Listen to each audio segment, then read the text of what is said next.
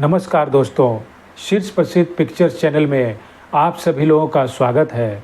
दोस्तों, आज हम बात करते हैं 80 के दशक की खूबसूरत और मशहूर अदाकारा रंजीता के बारे में। दोस्तों, अभिनेत्री रंजीता, जिनका पूरा नाम रंजीता कौर था और फिल्मों में आने से पहले इन्होंने FTI पुणे से बाकायदा अभिनय की ट्रेनिंग ली थी। दोस्तों, 1976 में आई फिल्म लैला मजनू से रंजीता ने फिल्म में डेब्यू किया था। यह इनकी पहली फीचर फिल्म थी। दोस्तों, यह Laila Majnu film super hit रही थी और इस फिल्म के गाने भी सुपर डुपर हिट हुए थे और इस फिल्म से रंजीता रातों रात स्टार बन गई थी।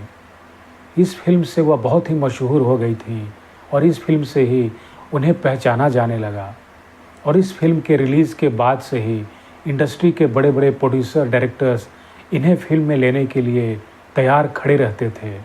फिल्म लैला मजनू के बाद इन्होंने बैक टू बैक 2 और सुपरहिट फिल्में दी।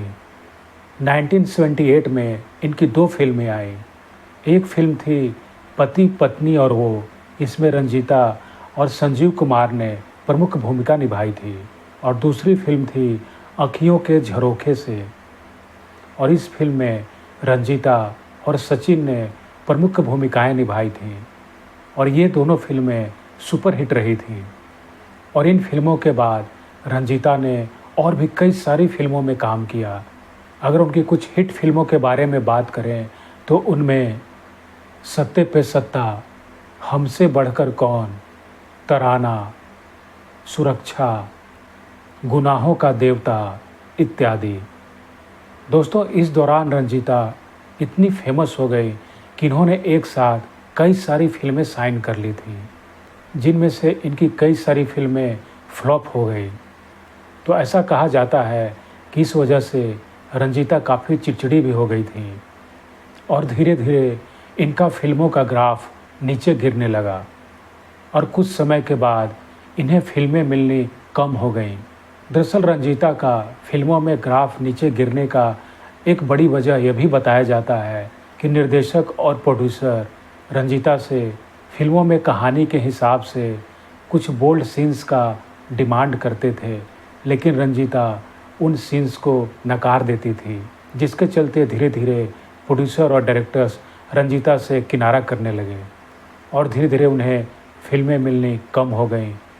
हालांकि अभिनेत्री रंजीता को बाद में जो भी फिल्में मिली वह फिल्में भी एक तरह से फ्लॉप हो गईं और धीरे धीरे अभिनेत्री रंजीता को फिल्में मिलनी लगभग बंद हो गई थी।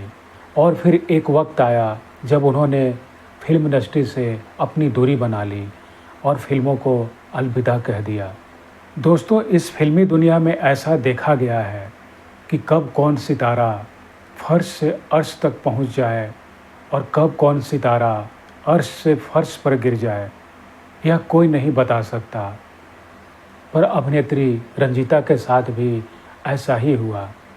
वह अपनी पहली ही फिल्म से स्टार अभिनेत्री बन गई और उस दौरान वह सबसे ज़्यादा डिमांड में रहने वाली अभिनेत्री बन गई।